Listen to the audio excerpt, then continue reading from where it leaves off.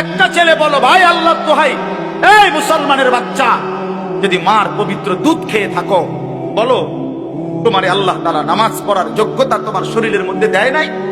তাহলে বেঈমান নামাজ পড়ো না কেন? কেন নামাজ পড়ো না? আমি দাঁড় করে এখানে অসংখ্য ছেলে এখানে আছো, এখন চেহারা দেখলে বোঝা যায় তোমার ওই চেহারার মধ্যে তো হাইওয়ান আর জানোয়ারের চেহারা। যেই হাইওয়ান আল্লাহকে সেজদা করে না।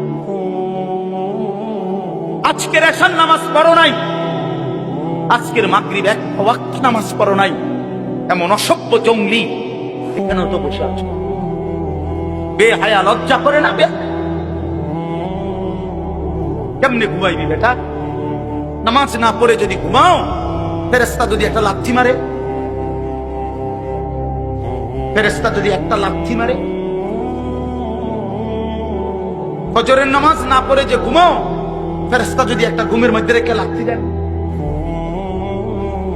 ফেরেশতা ঘুমের মধ্যে রাইখা কোন জাতিকে ধ্বংস করে নাই? কথা বলেন না কেন? ঘুমের মধ্যে রাইখা কোন জাতিকে ধ্বংস করছে কিনা?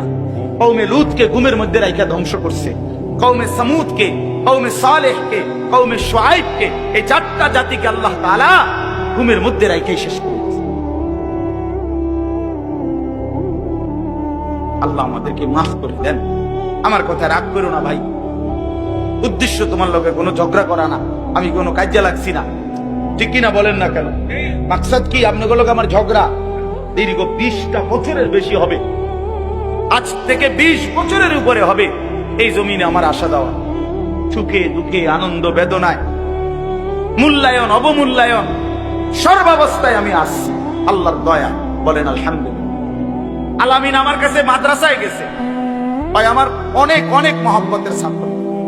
প্রতিটা ঈদ, রমজানের ঈদ, কোরবানির ঈদ, আমার একমাত্র ছাত্র হয় এই ছাত্র, এই আলামিন, হে একমাত্র আমার একজন ছাত্র ব্যতিক্রম, যার একটা আমল আমি সবসময় বলি যে প্রত্যেক ঈদের দিন হয় আর কেউ ফোন করুক বা না করুক, হে আমারে ফোন করে,